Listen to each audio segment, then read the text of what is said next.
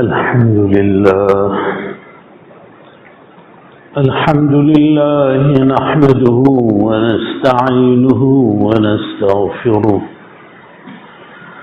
ونعوذ بالله من شرور أنفسنا ومن سيئات أعمالنا من يهده الله فلا مضل له ومن يضلله فلا هادي له ونشهد أن لا إله إلا الله وحده لا شريك له ونشهد أن سيدنا وحبيبنا ومولانا محمدا عبده ورسوله صلى الله تعالى عليه وعلى آله وأصحابه وأزواجه وبارك وسلم تسليما كثيرا.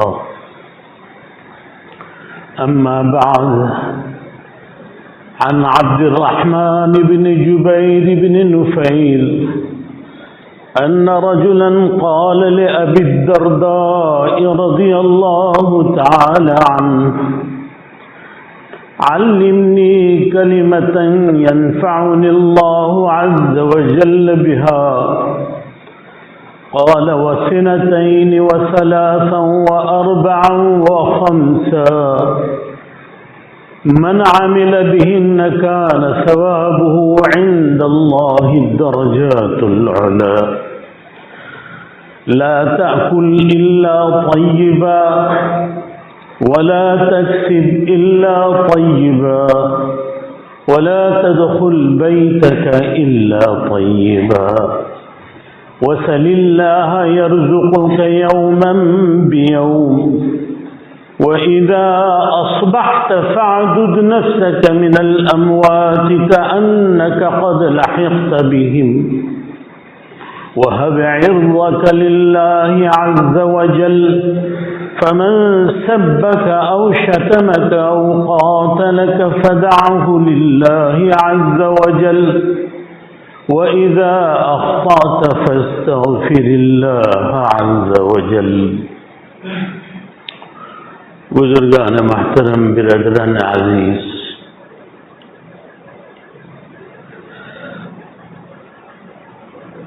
حضرت ابو درداء رضی اللہ تعالی عنہ، ان کا لقب ہے حکیم الامت، اور ان کی باتیں بہت ہی حکمت بھری. حکیم کا ایک معنی تو وہ ہے جو بیماریوں کا علاج کرتا ہے، لیکن حکیم کے ایک معنی ہے جو عقل مند ہو، جس کی باتیں حکمت بھری ہوں. حضرت ابو درداء رضی اللہ تعالیٰ عنہ کے پاس ایک شخص آیا اور اس نے سوال کیا: علمنی کلمۃ ینفعنی اللہ عز وجل بہا. ایک بات سکھلا دیجیے، اور وہ بات ایسی ہو کہ اللہ مجھے اس بات کے ذریعے سے بہت نفع پہنچائے. تو حضرت ابو درداء رضی اللہ تعالیٰ عنہ نے جواباً فرمایا: وسنتین وثلاثا واربعا وخمسا. ایک نہیں، 2 3 4 5 باتیں سکھلا رہا،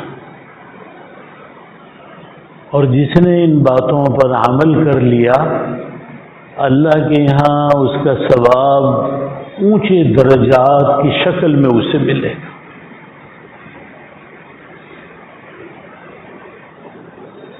یہ 5 نصیحتیں ہیں، کہیے اسے 5 باتیں کہیے خیر کی. سب سے پہلی بات جو آپ نے ارشاد فرمائی وہ 3 حصوں پر مشتمل ہے.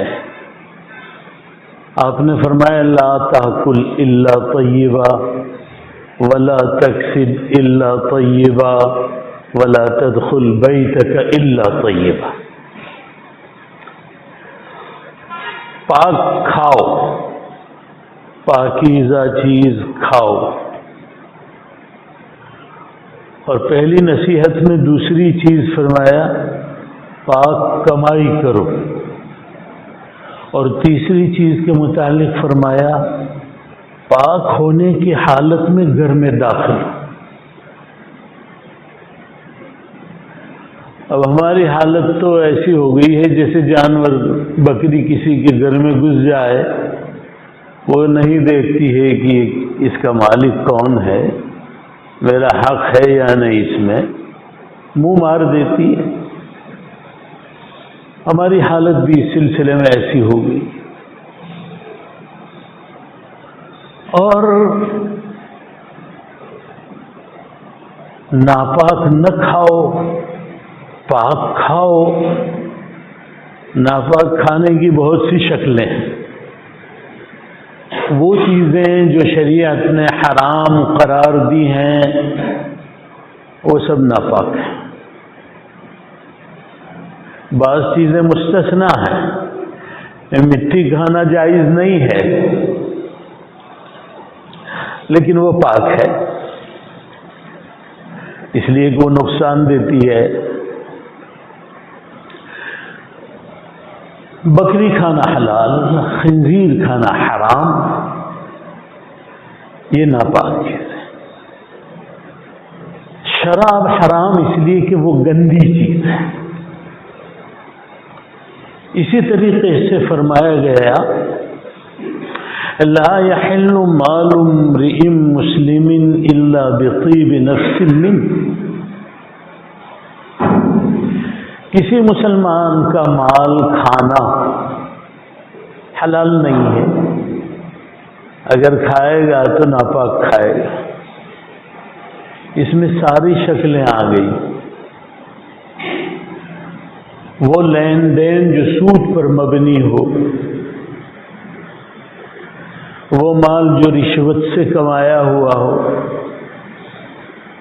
لعن اللہ الراشیہ والمرتشیہ والرائش بینہما، اللہ نے رشوت لینے والے، دینے والے، بیچ میں دلالی کرنے والے سب پر لعنت، یعنی اپنی رحمت سے ان کو دور کر دیا. تو سودی لین دین ایک حرام کی شکل، رشوت کا مال حرام کی شکل، اور لین دین کی وہ شکلیں یا خرید و فروخت کی وہ شکلیں. بعض مسلمان مورتیاں بیچتے ہیں.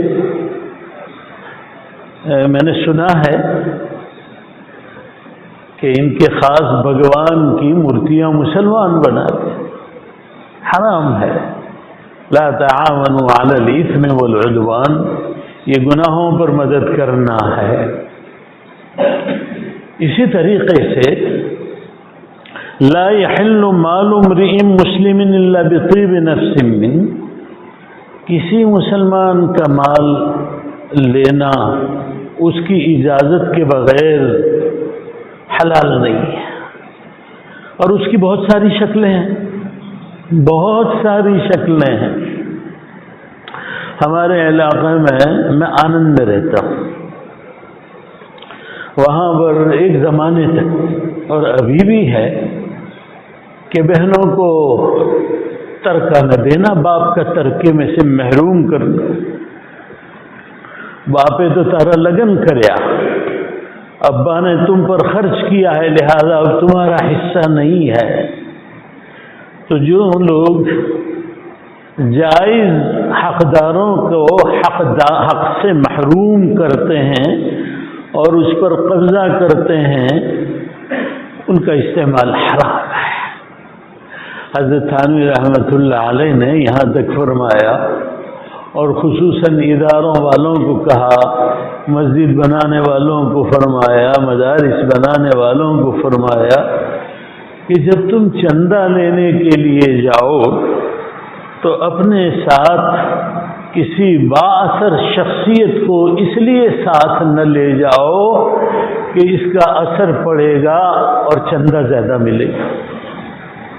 اس لیے کہ وہ شخص چندہ دے گا کسی دباؤ کی وجہ سے۔ 5 روپے جو خوش دلی سے کوئی دے رہا ہے اس میں جو برکت ہے اس میں وہ برکت نہیں ہے۔ یہ خاص یاد رکھنے کی چیز، نہ اصرار کیا جائے کہ تمہارا پاس تو بہت ہے آپ ہو، نہ، ہرگز نہیں۔ کام اللہ کا ہے، اللہ پورا کریں گے، ہمارا نہیں۔ ہمیں بطور سبب اختیار اللہ نے کیا ہے، وہ اللہ کا کرم ہے۔ ہم کیوں اتنے ادھیرے بن جائیں کہ نہیں، کام پورا کروانا ہے چاہے جس طریقے سے۔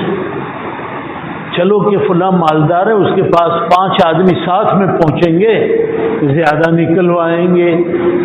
خوش دلی سے نہیں دے رہا، وہ دباؤ کی وجہ سے دے رہا۔ لا يحل مال امرئ مسلم الا بطیب النفس۔ تو پہلی چیز فرمائی لا تاکل الا طیبا، اور ولا تکسب الا طیبا، کمائی بھی پاک کرو، ٹھگی نہ کرو، دھوکہ نہ دو۔ آج کل مشکوک غذا کی وجہ سے، حرام و حلال کی تمیز مٹ جانے کی وجہ سے ہماری حصیں خراب ہو گئی، جسے سینس کہا جاتا ہے۔ ہماری اندر کی حص جو ہے اور اندر کی جو بینائی ہے، وہ بینائی کمزور ہو گئی ہے اس لیے جو غذا بھی مشکوک بھی ہمارے پیٹ میں جاتی ہے ہمیں پتہ نہیں چلتا۔ حضرت مولانا یعقوب صاحب نانوتوی رحمۃ اللہ علیہ، حضرت تھانوی رحمۃ اللہ علیہ کے استاد تھے اور دیوبند کے صدر مدرس تھے۔ وہ فرماتے ہیں کہ ایک مالدار تھا دیوبند میں، اور اس کے گھر سے لڈو آ گئے، مٹھائی آ گئی، ہم نے کھا لی۔ بعد میں معلوم ہوا کہ بھائی اس کی کمائی تو حلال کی نہیں۔ کہتے 1 مہینے تک اس کی نحوست کا اثر ہمارے دلوں پر رہا کہ روزانہ گناہ کرنے کا دل ہوتا تھا۔ یہ نحوست تھی اس کے بالمقابل ایک شاہ جی عبداللہ تھے دیوبند، گھسیارے تھے، گھاس کاٹ کر لاتے اور پھر اسے بیچتے تھے۔ سال بھر جو روزانہ 3-4 پیسے آتے، 1 پیسہ الگ کر دیتے، اس نیت سے کہ سال کے آخر میں دیوبند کے اساتذہ کی دعوت کروں گا۔ چنانچہ وہ لے کر آئے پیسے اور حضرت سے فرمایا، حضرت مولانا یعقوب صاحب سے، کہ میں نے یہ سال بھر کے تھوڑے تھوڑے پیسے آپ لوگوں کی دعوت کے لیے جمع کر رکھے ہیں۔ اب دیکھا حضرت نے کہ اتنے پیسے تو ہیں نہیں کہ سب پورے اسٹاف کو کھلایا جا سکے، تو اسٹاف میں اعلان کر دیا کہ بھائی شاہ جی عبداللہ کی دعوت ہے، تبرکاً لقمہ لقمہ ہی میسر ہو جائے۔ حضرت فرماتے ہیں اس کھانے کے بعد 1 مہینے تک دل کی یہ کیفیت رہی کہ کون سا نیک کام میں کروں۔ تو یہ جو پاکیزہ کھانا بہت ضروری ہے۔ کیا کریں اس کے لیے؟ علاج یہ ہے کہ ہم اپنی آمدنی پر، اپنی کمائی پر نظر رکھیں کہ بھئی کہاں سے آ رہی ہے۔ حتی الامکان کوشش کریں کہ ہمارے پاس حلال اور پاکیزہ کمائی پہنچے۔ اس کے اثرات حرام مشکوک غذا کے اثرات منتقل ہوتے ہیں اولاد تک، پھر اولاد بھی نافرمان۔ ہر گھر میں مسئلہ ہے کہ اولاد نافرمان ہے، باپ کو گالیاں دیتی ہے اور نہ جانے کیا کیا شکایتیں۔ تو یہ پہلی نصیحت کہ یہ دوسرے 2 جز ہیں۔ یہ پہلا فرمایا لا تاکل الا طیبا، پاک کھاؤ، لا تکسب الا طیبا، پاک کماؤ۔ اور تیسری چیز، پہلی نصیحت کا تیسرا جز ہے لا تدخل بیتک الا طیبا، اپنے گھر میں پاک ہونے کی حالت میں داخل ہو۔ عجیب بات فرمائی، آدمی بازار جاتا ہے، مارکیٹ جاتا ہے، کہیں غیبت ہو گئی، کہیں نگاہیں بہک گئی، کہیں اس نے گانا سن لیا، کہیں کچھ کر لیا، ظاہر بات ہے گندا ہو گئے۔ اس گندگی کا احساس ہم خود چونکہ بہت گندے ہو چکے ہیں، اور جیسے میں نے عرض کیا ہے حس بگڑ جانے کی وجہ سے اس گندگی کا احساس نہیں ہوتا ہے، اور گھر میں جاتے ہیں اور وہ گندگی بچوں تک پہنچتی ہے۔ یہ حضرت ابو درداء رضی اللہ تعالیٰ عنہ نے ویسے ہی نہیں کہہ دیا ہے کہ ناپاک ہونے کی حالت میں گھر میں داخل نہ ہونا۔ اب کیا کریں؟ سوال پیدا ہوتا ہے کہ ناپاک ہو گیا تو میں کیا کروں؟ مجھے گھر تو جانا ہے۔ تو بھائی اللہ تعالیٰ نے ہمیں تو اپنے آپ کو پاک کرنے کا نسخہ بتا دیا ہے۔ آدمی استغفار مسلسل مختلف صیغے ہیں استغفار کے، استغفر اللہ کہے، استغفر اللہ ربی من کل ذنب واتوب الیہ، استغفر اللہ الذی لا الہ الا هو الحی القیوم واتوب الیہ، یہ پڑھ کر پھر گھر میں داخل۔ تو حضرت ابو درداء رضی اللہ تعالیٰ عنہ کی ان 5 نصیحتوں میں سے یہ پہلی نصیحت جو 3 اجزاء پر مشتمل تھی وہ آپ کے سامنے میں نے عرض کی۔ دوسری عجیب و غریب نصیحت ہے، سل اللہ یرزقک یوما بیوم، اللہ سے دن کے دن کی روزی مانگو۔ یہ بھی عجیب نصیحت۔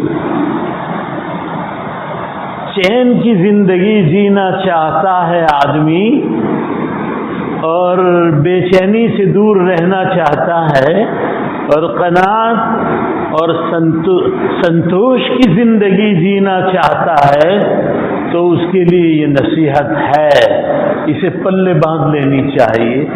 سل اللہ یرزقک یوما بیوم، اللہ سے دن کے دن کی روزی مانگو۔ اب کیا ہے، اس وقت تو لوگوں پر مال کے حصول کی لالچ ایسی سوار ہے کہ کسی نے اچھی گاڑی لی تو اب میری بھی اچھی ہونی چاہیے، میرے بیٹے اس کے بیٹے کے مقابل یا اس سے بڑھ جانا چاہیے، میرا گھر ایسا ہے دوسروں سے ذرا نیچا، میں اس سے زیادہ، میں تو گزشتہ ہفتے سفر کر رہا تھا تو مجھے ڈرائیور نے سنایا، آنند میں ایک شخص کہہ رہا ہے دیکھو اب ہم شادی کیسی کرتے ہیں، اب دیکھ لو گے لوگ یاد کریں گے۔ یہ ریاکاری ہے، اور اس کے لیے پیسے جمع کرنا پڑیں گے، پھر وہ حرام و حلال کی تمیز نہیں رہے گی۔ یہ نسخہ بتایا حضرت ابو درداء رضی اللہ تعالیٰ عنہ نے، وہ دراصل ماخوذ ہے قرآن سے۔ پورا ایک رکوع 20ویں پارے میں نازل ہوا ہے۔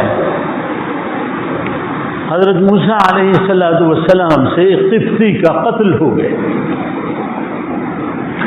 تو آپ ہجرت کر کے جب تشریف لے گئے مدین پہنچے، آپ کو واقعہ تو بارہا آپ نے سنا ہوگا، آپ ایک کنویں پہ پہنچے، آپ نے دیکھا لوگ کنویں سے پانی بھر رہے ہیں، مرد پانی بھر رہے ہیں، 2 لڑکیاں کونے میں کھڑی ہیں، انتظار کر رہی کہ کب ہماری باری آئے کہ ہم اپنے مویشیوں کو پانی پلائیں۔ حضرت موسیٰ علیہ السلام نے ان سے پوچھا تم پانی کیوں نہیں پلاتی؟ انہوں نے جواب دیا لا نسقی حتی یصدر الرعاء وابونا شیخ کبیر، ہم پانی نہیں پلا سکتے جب تک یہ مرد حضرات اپنے مویشیوں کو پانی نہ پلا لیں، اس کے بعد ہماری باری آئے گی تب ہم پلائیں گی۔ حضرت موسیٰ علیہ السلام نے فرمایا لاؤ، آپ نے ان بکریوں کو لے آیا اور کنویں تک لے گئے اور پانی پلایا۔ پھر کیا ہوا؟ پھر آپ قریب میں کسی درخت کے عمارت کے سائے میں بیٹھ گئے۔ اب اصل بات جو میں کہنے جا رہا ہوں وہ آ رہی ہے۔ آپ نے دعا فرمائی ربی انی لما انزلت الی من خیر فقیر، اے اللہ میں ہر چیز کا محتاج ہوں، کھانا نہیں ہے، پینا نہیں ہے، رہائش کا ذریعہ نہیں ہے، جو کچھ آپ مجھے دیں گے میں اس کا محتاج ہوں۔ یہ دن کے دن کی روزی مانگنا ہے، اور ہم تو فکریں لیے پھرتے ہیں، اور بعضوں لوگوں کو دوسری دکان بنانے کی فکر میں نیند نہیں آتی۔ یہ صورتحال ہے۔ قرآن کریم نے یہ واقعات جو ہمیں بتلائے ہیں اس سے ہمیں سبق سیکھنا چاہیے۔ تو فرمایا حضرت نے صلی اللہ یرزقک یوما بیوم، اللہ سے دن کے دن کی روزی مانگو۔ کار ساز ماں در فکر کار ماں، فکر ماں در کار ماں، آزار ماں۔ ہمارا بنانے والا ہمارے کام بنانے میں لگا ہوا ہے، ہم اپنے کاموں کی زیادہ فکر نہ کریں، مانگیں، وہ بھولتا نہیں، وہ بھولتا نہیں، پھر چھوڑ دیں۔ حضرت علامہ ابن قیم رحمۃ اللہ علیہ نے مجھے پانی پلا دو ذرا، میری طبیعت بوجھل ہو رہی ہے۔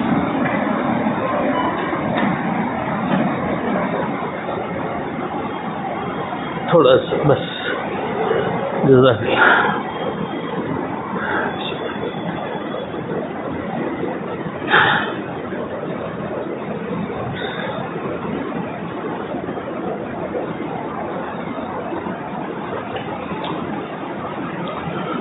حضرت علامہ ابن قیم رحمۃ اللہ علیہ نے ایک مقام پر لکھا ہے کہ اللہ تعالیٰ بندے کے لیے اتنی نزاکت کے ساتھ پلاننگ کرتے ہیں، منصوبہ بندی کی ہے اللہ نے کہ بندے کو معلوم ہو جائے تو اس کی محبت میں مر جائے۔ تو ہم زیادہ لالچ کیوں رکھیں؟ تو فرمایا حضرت ابو درداء رضی اللہ تعالی عنہ نے صلی اللہ یرزقک یوما بیوم، اللہ سے دن کے دن کی روزی مانگ۔ یہ دو نصیحت۔ تیسری نصیحت آپ نے فرمائی وَإِذَا أَصْبَحْتَ فَاعْدُدْ نَفْسَكَ مِنَ الْأَمْوَاتِ كَأَنَّكَ قَدْ لَحِقْتَ بِهِ، جب صبح کرو تو سمجھو آج میں مر جاؤں گا، آج میرا آخری دن ہے۔ آپ ذرا غور فرمائیں، اگر کسی کو معلوم ہو جائے میرا آخری دن ہے تو اس کی ساری خواہشات ختم ہو جائے۔ ضیاء الحق مرحوم کے زمانے کا واقعہ میں نے اس وقت پڑھا تھا کہ ایک پہلوان تھا شاید لاہور میں، وہ پہلوان داڑھی بنانے کے لیے گیا نائی کی دکان پر۔ نائی کمزور تھا اور ذرا اس کو اس طرح لگ گیا تو اس نے ایک تھپ ایسا مارا کہ وہ مر گیا۔ ضیاء الحق صاحب کا زمانہ تھا، سخت داروگیر ہوتی تھی تو پھانسی کی سزا ہو گئی۔ تو کچھ عرصے کے بعد جب وہ جیل میں تھا تو ایک صحافی جسے پترکار کہتے ہیں وہ پہنچا انٹرویو کے لیے۔ وہ کہتا ہے کہ وہ ہڈیوں کا پنجرا بن چکا تھا، اس لیے کہ اسے یقین تھا کہ اب مجھے جانا ہے۔ تو فرمایا وَإِذَا أَصْبَحْتَ فعدد نفسك كأنك من الأموات كأنك قد لحقت بهم. صبح ہو اپنے آپ کو مردوں میں شمار. پھر حضرت نے چوتھی نصیحت فرمائی، وہ انتہائی اہم نصیحت ہے.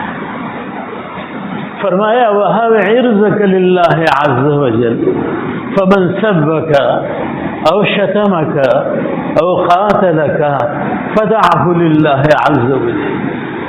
کیا کہہ رہے ہیں حضرت ابو درداء؟ کہتے لوگوں اپنی عزت اور اپنی آبرو کو آج اللہ کو تحفے میں دے دو، اللہ کو بھیٹ کر دو. جب آپ اللہ کو دے دیں گے اپنی عزت و آبرو، اب اس کے بعد جو تم سے لڑے گا، جو تم سے گالی دے گا، تمہیں گالی دے گا، جو تم سے الجھے گا، تو بھئی کہو دل میں تم میری عزت لینا چاہتے ہو، میں نے تو وہاں دے رکھی ہے، لو کر لو، گالی دے دو، لو الجھ جاؤ، لو جھگڑا کر لو، میں تم سے بدلہ نہیں لوں گا، اس لیے کہ میں نے اپنی آبرو اللہ کو دے رکھی. کتنی بڑی نصیحت ہے. اگر اس پر عمل ہو جائے تو بہت سے جھگڑے ختم ہو جائیں. ابھی تو چھوٹی چھوٹی باتوں پر اگر کسی نے کار صحیح نہیں کی تو آنکھیں دکھائے گا. کبھی کبھی میں دیکھتا ہوں نابالغ بچے صف میں آگے چلے آئیں، اگر آپ ان کو پیچھے کریں تو وہ جلدی جانے کو تیار نہیں، ان کی انا مجروح ہوتی ہے.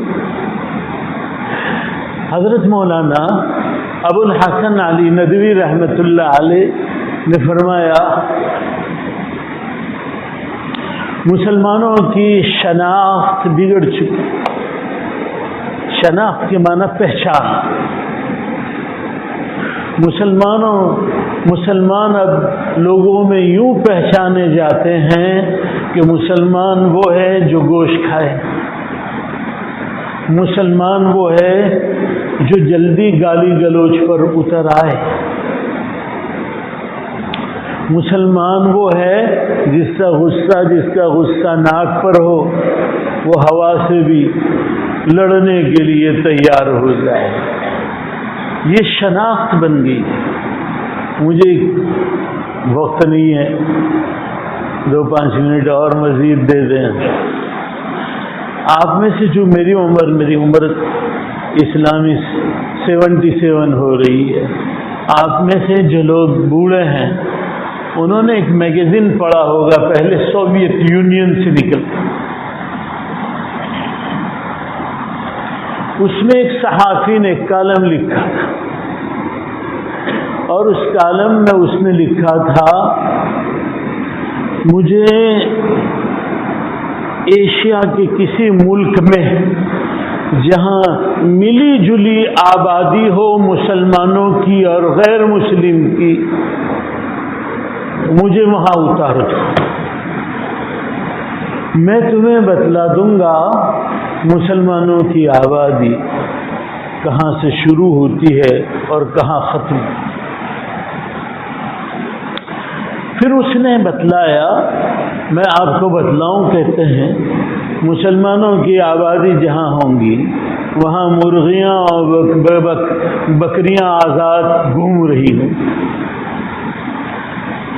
اور کھاٹ راستے پہ کھٹیا ڈال کر بوڑھے بیٹھے ہوں گے حقہ نوشی کرتے، بچے کرکٹ اور گیند کھیل رہے، اور 100-200 قدم پر الگ الگ اسمیل اور بو آ رہی ہو، اور مسلمانوں کی گھروں کی دیوار پر گندی گدڑیاں لٹک رہی.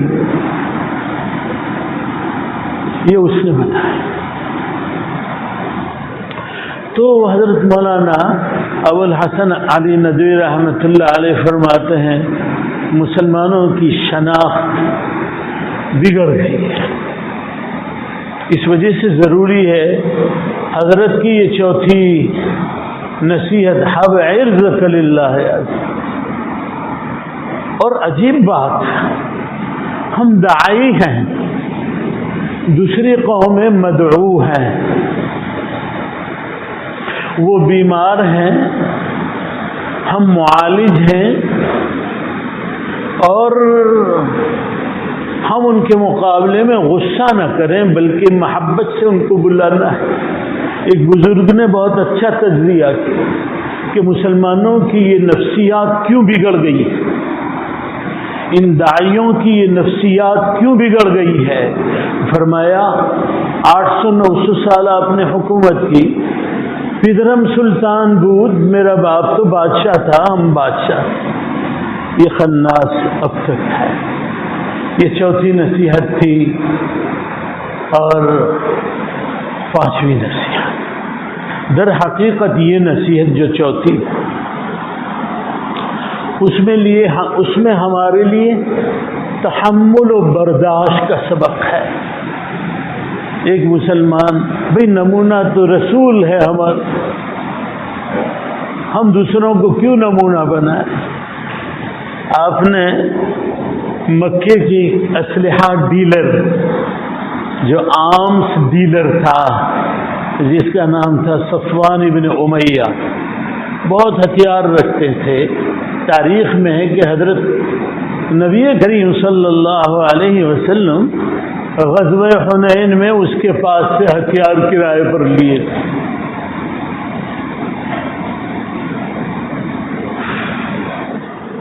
صفوان ابن امیہ نے ایک اور شخص کو، وہب ابن عمیر غالباً ان کا نام ہے، ان سے کہا میں نے ایک تلوار تیار کی ہے، زہر میں بجھی ہوئی ہے، تم مدینہ جاؤ، مسلمانوں کے پیغمبر پر حملہ کر دو، پوری زندگی تمہارے بال بچوں کا خرچ میرے ذمہ، میں ان کا خرچ اٹھاتا رہوں۔